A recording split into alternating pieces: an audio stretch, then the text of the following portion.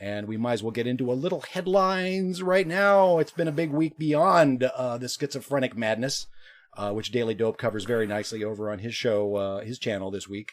Very in-depth take apart of everything that's been going on lately. So appreciate that, Brando. But this week, we'll get into the headlines a little bit before we get into the discussion over on the Cannabis Chronicle. A new hope for compassion in California for cannabis. As Gavin Newsom, the new governor, everybody is just buzzing out here in the cannabis space over the possibility of a new law being introduced, SB 34, to replace SB 829, so cavalierly vetoed by Governor Brown, because it's not in the spirit of Prop 64, which is for profit, give me my tax money, which seems to be a neoliberal Democrat, or at least a mainstream Democrat talking point and idea. And we'll get into that a little bit as we talk about Rhode Island's governor in the hour. But Gavin Newsom, we're looking to get some compassion back to cannabis, because that's how it all started here in California, and we want to make sure we keep it, and it's been avoided. So. And his dad died of Alzheimer's. I think he's going to be good on cannabis. We just found that out, actually, didn't we? Yeah. That he has a connection, as all of us, as many of us do, and will continue to have in the years. What if Alzheimer's was actually a deficiency of the endocannabinoid system? And stress-related. Oh. If you're someone who worries a lot. Well, that's what we're going to talk about. Anyway, sorry I interrupted you. With regards to the schizophrenia in the hour.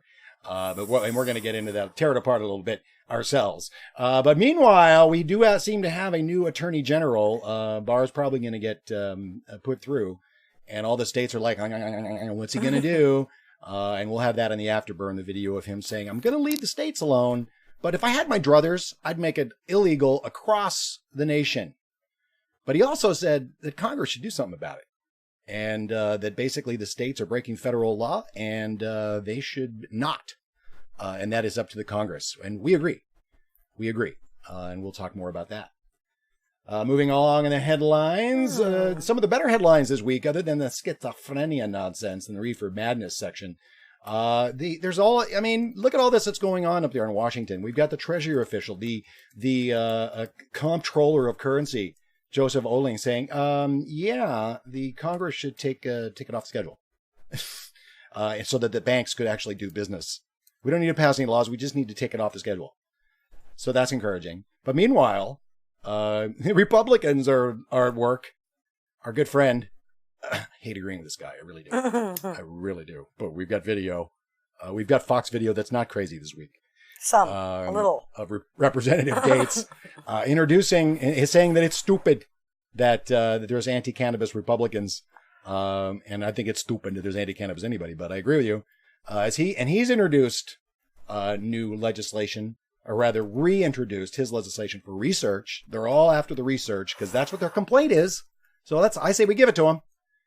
We got it, but give him more. Give him more. So he's reintroduced his, the Medical Cannabis Research Act, bipartisan bill. The Senate has its first bill this week, thanks to Marijuana Moment. A lot of the headlines coming out of Marijuana Moment this week. A lot of good coverage over there. John Tester, bipartisan bill, and Dan Sullivan introducing their Veterans Research Bill in the Senate. So that's going to have traction, I would think. Meanwhile, down in the states where the laboratory for cannabis, as well as many other things, are happening, Ohio finally gets cannabis sales after 2 years. They've sold their first cannabis, and numbers look pretty good. People are very, very relieved to be getting relief in the Buckeye State, as it were. And we've got some video in the afterburn in the news out of Ohio this week, so stay tuned for that. Meanwhile, in Florida, we told you, as everyone told you, that you can't pass a law and then tell people not to do something. And even Representative Gates was behind this action, saying that you're going to have to lift this ban on smoking marijuana in Florida. We passed the law. It's not going to stand up in the courts. It's unconstitutional. If you don't do something about it, I will. So Republicans all across the board in these states are looking for liberty.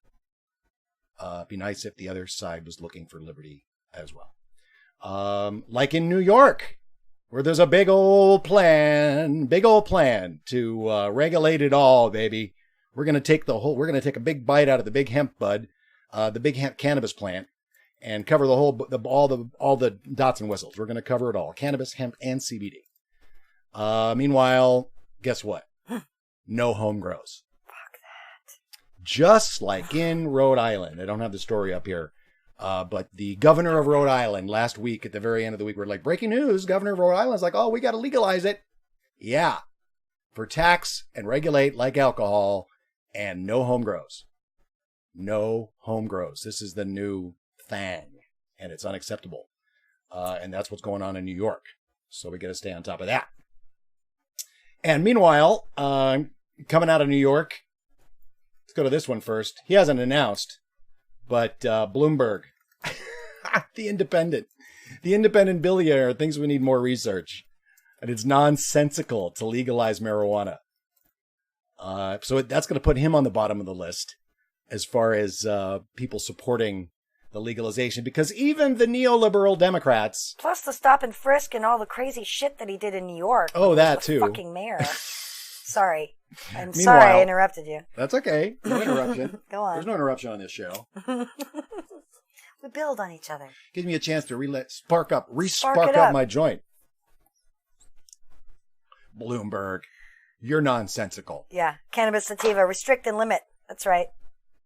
Restrict and limit. That's right. Yeah. Restrict, limit, over-regulate, and overtax.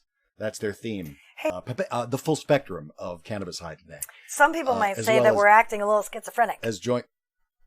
That's hilarious. Bloomberg might be one of them that says that, actually. I bet. Yes, but he thinks it's nonsensical to legalize marijuana. But gives us a good time, that's for sure.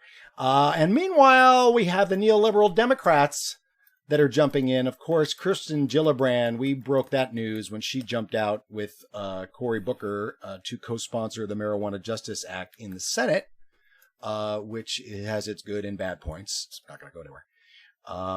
But she co-sponsored that. I think, of course, 'cause she changed her tune about running for president literally overnight, saying, I'm not going to run for president. I'm going to stay senator. And after they won the House, they said, oh, yeah, I'm running. 2 days later, said I'm running for president. So, and who has she been courting along with Booker? Wall Street, along with Harris. So these are all fair-weathered marijuana Democrats. These guys are all jumping on the green train. Booker, Harris was not announced yet. She's saving that up for tomorrow. And apparently, I hear, rumor has it. And Booker. And they have all made the phone calls to Wall Street. This is why I put out that tweet last week, which got more likes and retweets than anything. And I said, no thanks to Kirsten Gillibrand running. We're like, why do we not like Kirsten Gillibrand? Oh, yeah. She's changed her tune. Neoliberal middle-of-the-road Democrat, part of the Bill Clinton class of Democrat, who has completely changed her tune over the last couple of years to get progressive. Now, also running this week, announcing her run, Tulsi Gabbard. Tulsi Gabbard is this isn't the show we're not going to discuss progressive politics in the show. We try to avoid it. We try to keep it to weed. That's another show. We try to keep it to weed. But Tulsi's good on weed. But ironically, she doesn't have the A+ from normal. She does not. But I'm not exactly sure why. Whereas Gillibrand does. Yeah, but I think because Gillibrand's been in longer. And that's probably why. Somebody asked me on Twitter. It's like, oh, I could see what you're a one issue voter, and I'm like, yes, actually. And I said, no, I'm actually a 2-issue voter, and the other issue is on illegal wars. And Tulsi Gabbard happens to be in the same camp as I am as far as illegal wars go. And if you say we're a 3-issue voter, it would be Medicare for all. And cannabis, illegal wars, Medicare for all. And telling the DNC to go F themselves, just like shut the fuck up. But you know what I'm saying. Yes. So there you go. Tulsi was Gabbard. Not the DNC. It was, if it was Democratic with a small d, then we could talk about it. But damn it, that's another show. That's another show. Sorry. As we said, it's time to create the Reefer Madness section in the Cannabis Chronicles so people aren't confused. This is a great, actually, this includes a really good rebuttal by Baron Stock over at Leafly. He was on Tucker Carlson this week. You'll see that video in the Afterburn. After much discussion, I am going to play it in the Afterburn, as well as Matt Gaetz' appearance on Kennedy. Kennedy and Tucker, the dueling cannabis pundits over there, and Tucker is just out of his league this week as far as his coverage of this Reefer Madness. You can find a pretty good article over there in the Seattle Times, actually, that takes a look at the New Yorker article and how basically the research is just garbage.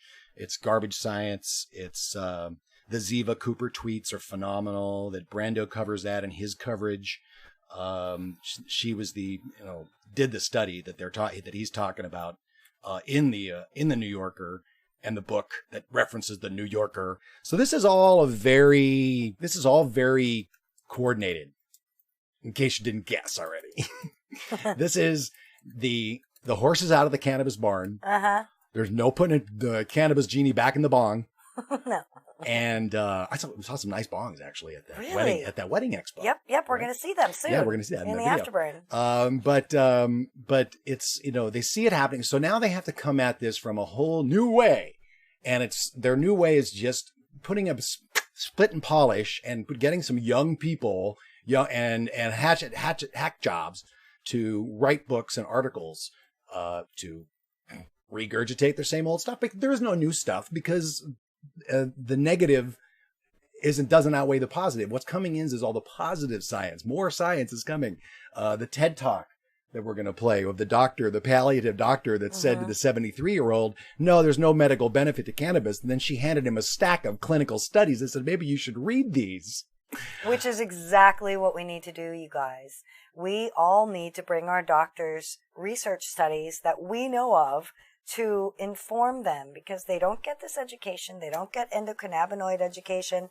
I've started asking all my doctors if they have endocannabinoid education. And I just ask them every time I go.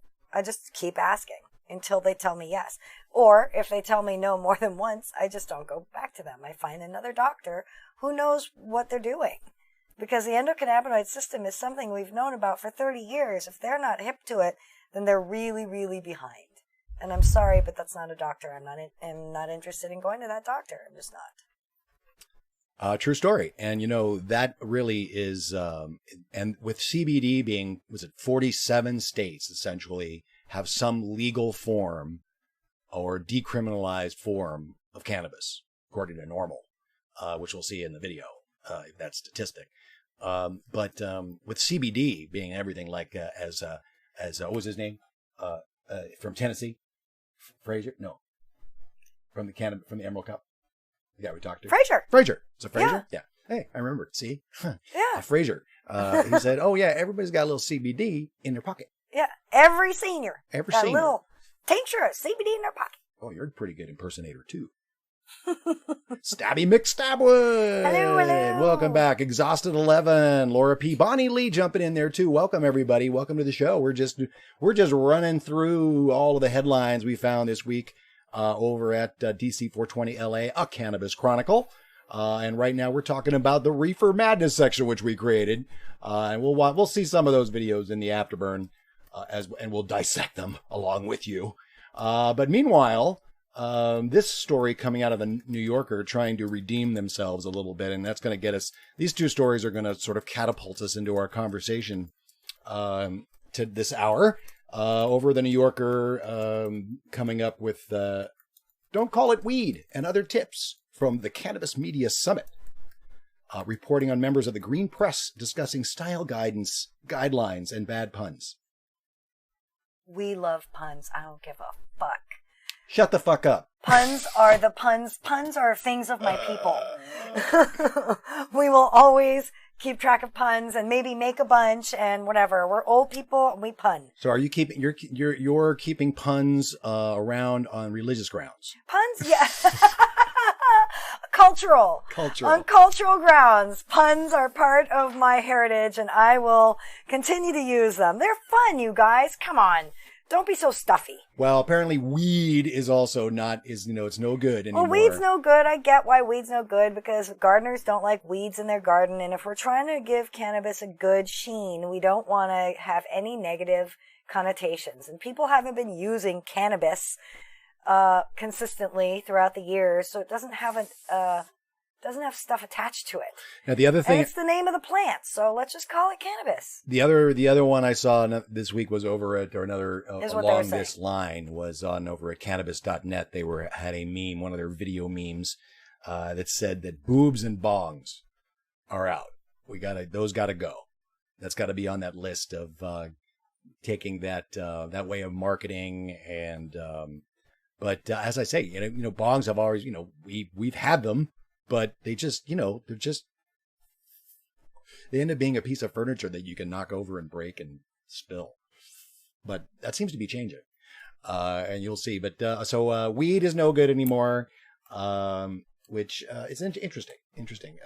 Herb, we could call it herb. It is a medicinal plant, right? It's a medicinal agricultural product. As Alexis Bortel tells us, that Representative Terry from Tennessee calls it, it is a medicinal agricultural product. And I love that description of it. I'm going to run with it. I'm totally taking it across all party lines. And cannabis is a medicinal agricultural product. It should be treated as such. It should never be compared to alcohol, ever, ever, ever.